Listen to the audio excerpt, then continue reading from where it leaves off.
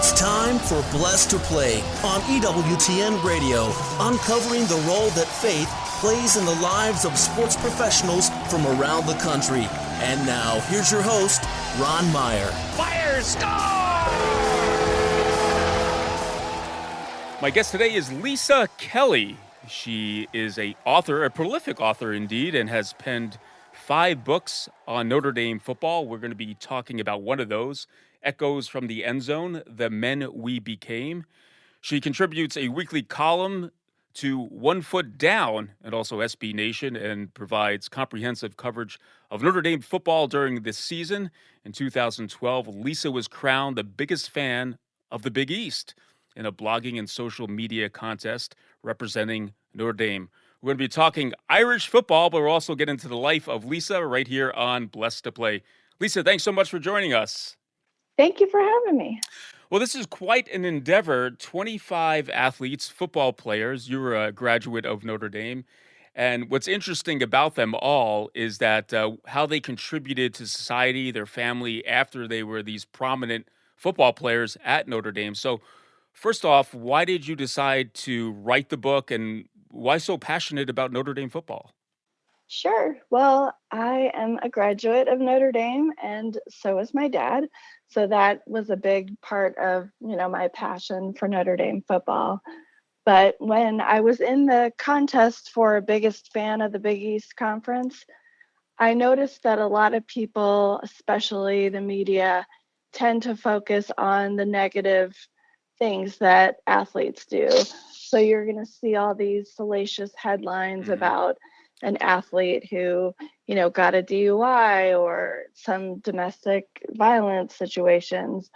And I started this column on my blog because I wanted to focus on the positive things that student athletes and athletes do in their lives. And there's so many positive stories about all the contributions that athletes make in their communities, as they're playing professional sports and beyond. And so that's kind of how I started writing the articles on my blog, which eventually became the first book. And we're going to be talking about one of those athletes, Devon McDonald, in a little bit. But I want to talk about the Notre Dame philosophy, if you will, especially in the athletic department, about pursuing athletic excellence, but also academic excellence as well. And there was a guy by the name of Mike DeSico. He was the chief academic advisor of student athletes. And under Vice President Father Joyce and then President Father Hesberg, he had a vision that excellence in athletics wasn't good enough. If Mike's methodology caught on, it would be kind of the benchmark for the NCAA college landscape, if you will. And in fact, Notre Dame became the first school ever to win a national championship while graduating all of their players. So academic excellence was at the forefront along with athletic excellence as well. For sure. I mean, if you look at the word student athlete, student is the first part of that, and I feel like Notre Dame really makes an effort to make sure that they're students first. You're in college to get an education, and then the athletics is an integral part of that, but that's secondary to getting an education. Now, on this show, I just want to take a moment I've interviewed many Notre Dame athletes and also coaches as well, some of whom I've called my friends. And I noticed that they're very balanced in life. They go on from Notre Dame and contribute, obviously have good families, and they contribute to society. And we're molded with a sort of virtue the Notre Dame way, if you will, and they take that with them in their lives when they leave Notre Dame. Well, one of the athletes in your book, Lisa, is Devon McDonald. What a football player, huh? He was an honorable mentioned All-American. He was Jamaican by descent by way of New Jersey. And from what I understand, he never really, he heard of Notre Dame, but really wasn't really fond of it for any special reason. But Lou Holtz got a hold of him, and he decided to go to South Bend.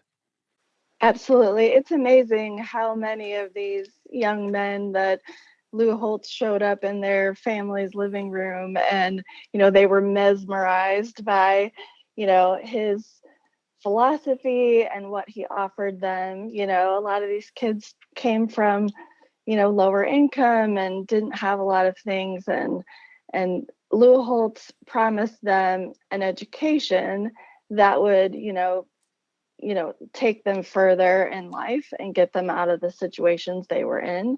They talk a lot about 4 for 40, right? Mm-hmm. He told them, you give me 4 years, Mm-hmm. come here, get an education, play football, and this will take you through the next 40 years of your life. And it's incredible how much a part he still is of all of their lives. They get together with him multiple times a year, and he really did change so many lives.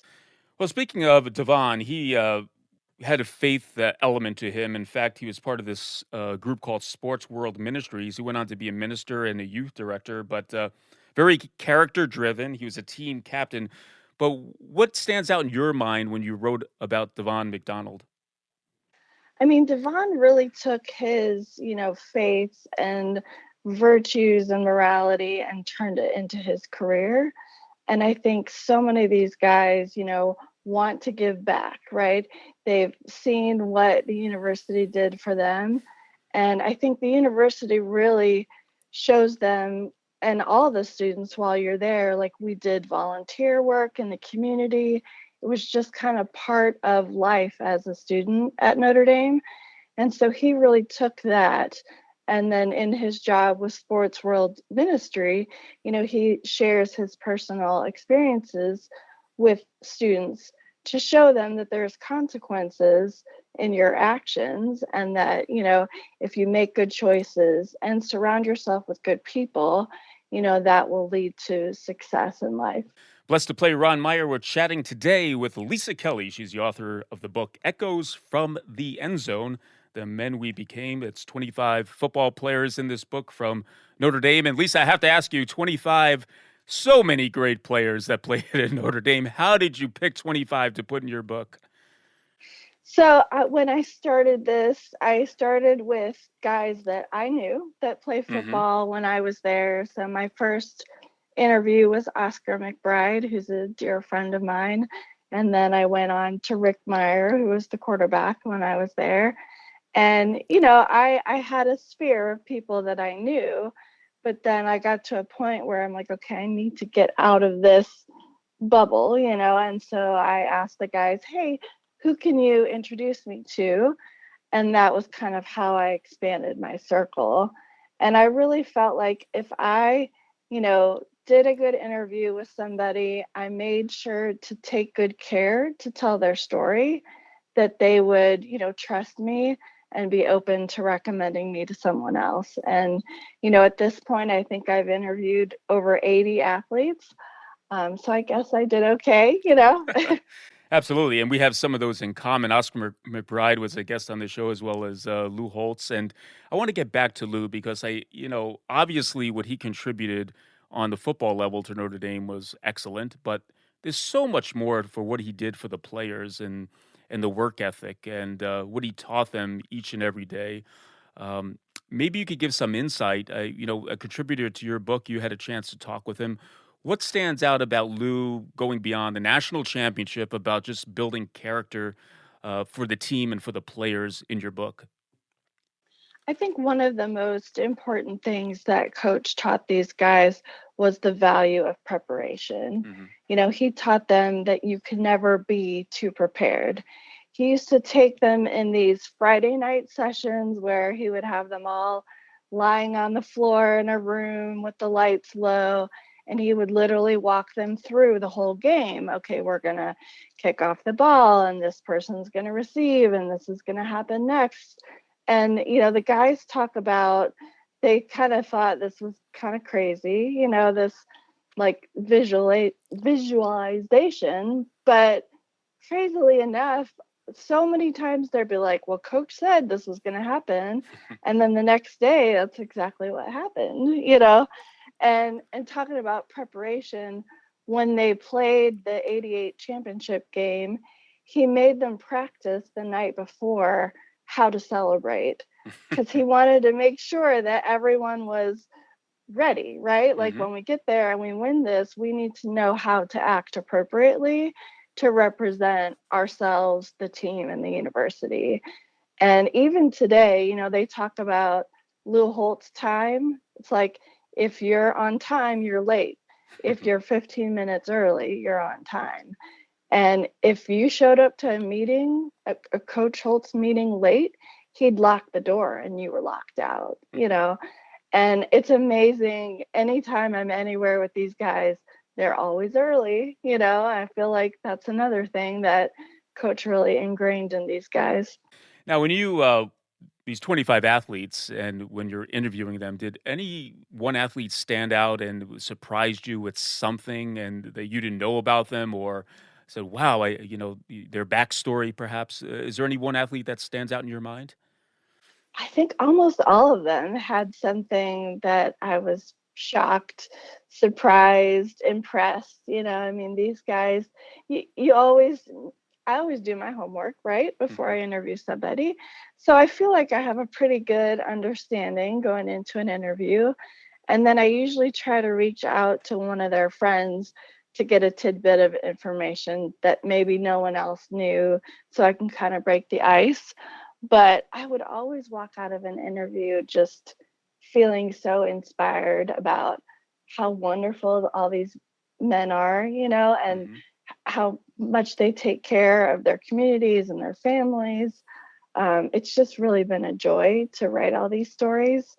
And to share some positivity into the world. One thing we don't hear about after a Notre Dame football player graduates, some of them go on to the pro ranks, obviously.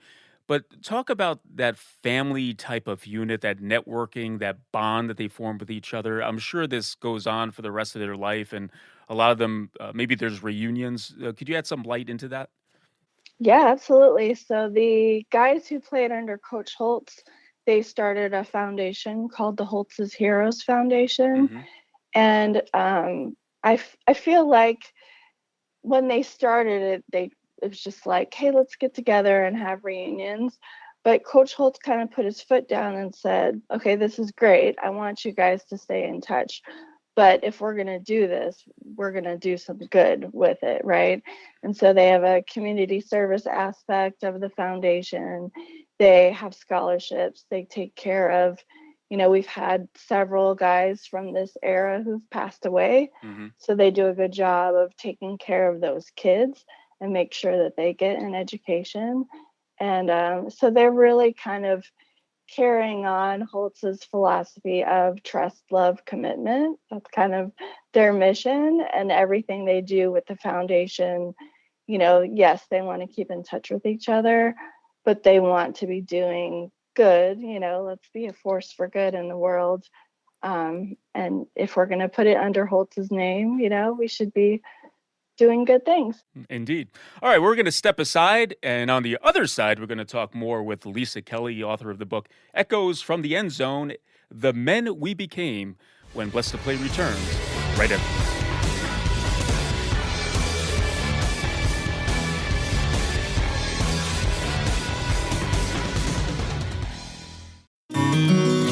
Hi, I'm Doug Keck. This is an EWTN bookmark brief, speaking with my great friend, Father Joseph Mary Wolf, MFVA, about a new book published by EWTN. Mother Angelica Talks It Over, and it's from Mother Angelica's television show of the same name. So tell me, Father, what's the message do you think Mother was trying to get across in this series of programs related to this book? She's talking to high school kids, at least on one of the programs, but I think several of the programs here in the Garage Studio. A lot of it, she's talking about how they too are called to be holy, to grow in holiness, to stand tall when they've got peer pressure telling them all these different things. And yet how they need to bring, even in their high school life, bring Jesus into everything. Father Joseph Mary Wolf, Mother Angelica Talks It Over, published by EWTN proudly, available naturally through our EWTN religious catalog, EWTNRC.com for all things Catholic and all things Mother Angelica. I'm Doug Keck. This has been a Bookmark Brief. Thanks for stopping by. We'll see you next time.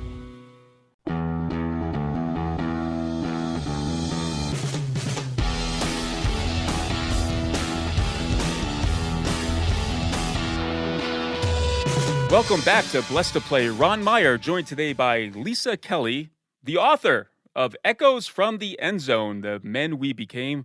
We talked in the first half of the show about one of those football players in her book, Devon McDonald, but also about Coach Lou Holtz and how he affected so many lives while coaching in South Bend. But we know that faith is at the forefront of Notre Dame. It's been termed Our Lady's University. Of course, there's Touchdown Jesus. But being a student there is quite an experience on the spiritual level as well. And Lisa, you have a very interesting journey, if you will, with your faith life. You're a convert. I'm going to let you talk about that, but I know your mom raised you Lutheran, and then you went to Notre Dame, and you converted to Catholicism. Yeah. So growing up, my mom is Lutheran, my dad is Catholic. At that time, my dad really wasn't going to church. So my mom kind of took over my faith development. My dad's family, they owned Kerner's Catholic Bookstore in Pittsburgh, Pennsylvania. So I got a lot of exposure to Catholicism when I would go visit the family in the summers. And then when I got to Notre Dame, I went to my first mass in the dorm.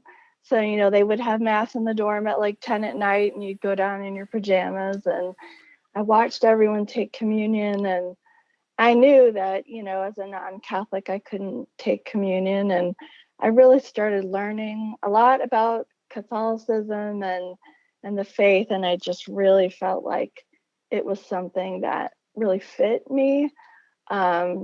So after a year of kind of watching and learning, my sophomore year, I decided that the next year I was going to do RCIA. So I told my parents separately because I wanted to get their true reactions to what I was doing.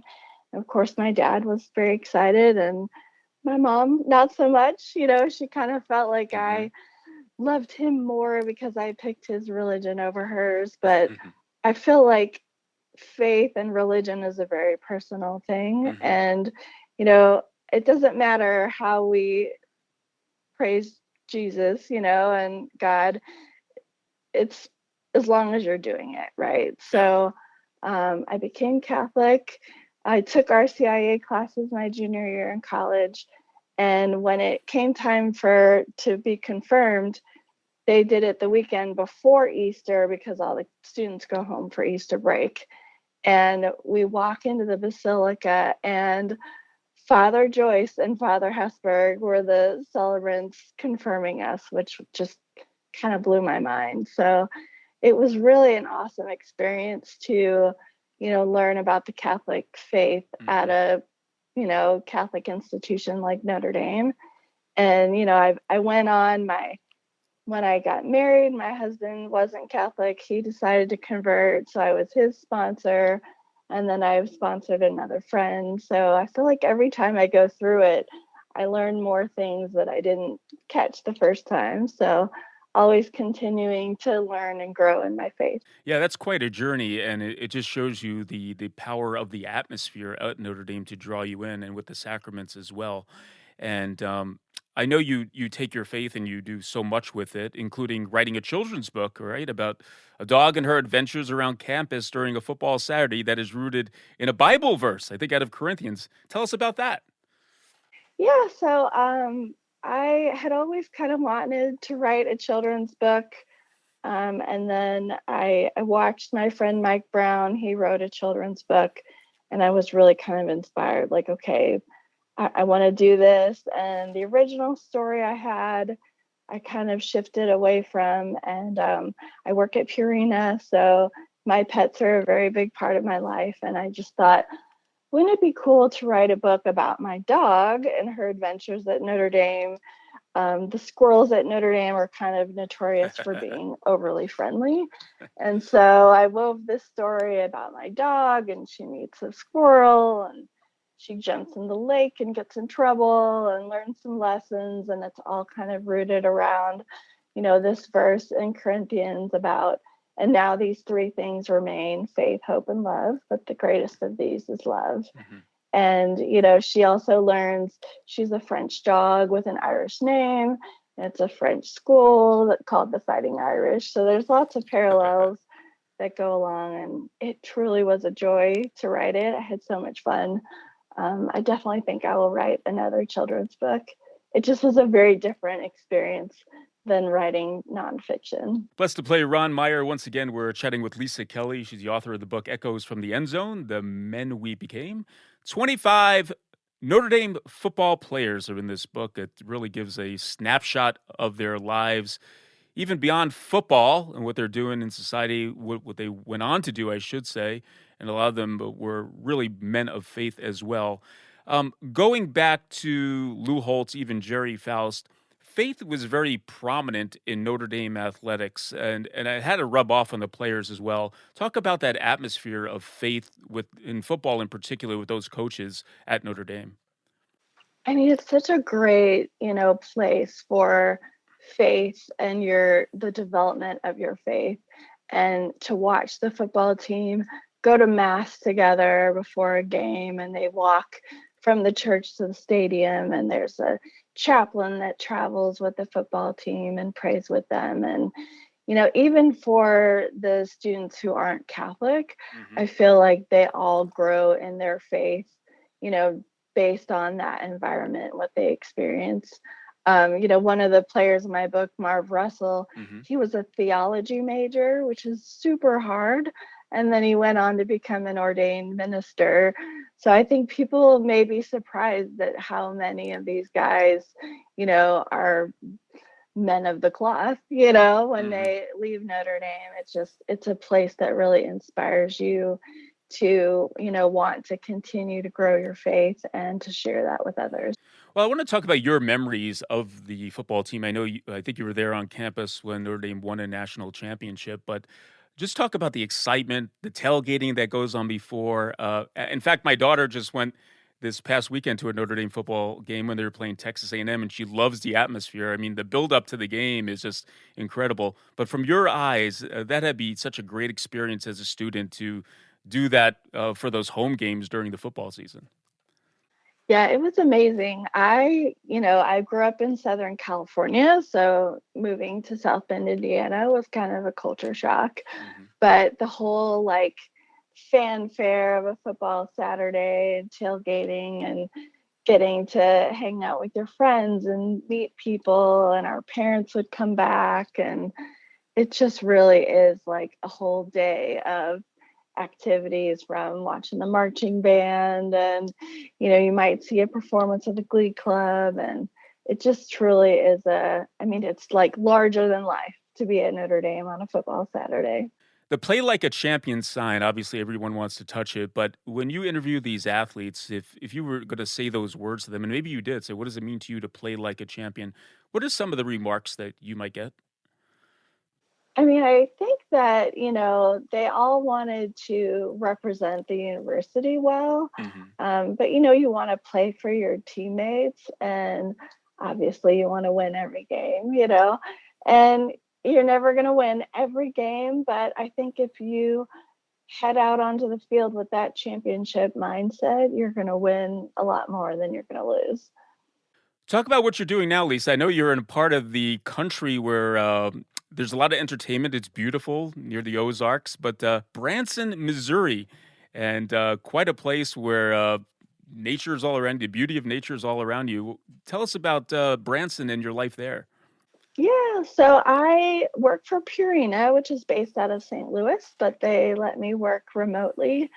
We moved here from St. Louis in 2018. My husband opened a zoo here in Branson, so we have that.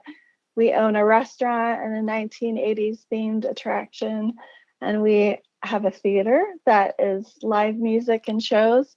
So we've really kind of immersed ourselves in this area, and we do a lot of charity work with the Boys and Girls Club and Make-A-Wish Foundation, and we're always trying to make a difference in our community. How about a Notre Dame alumni community in Branson? Is there such a thing?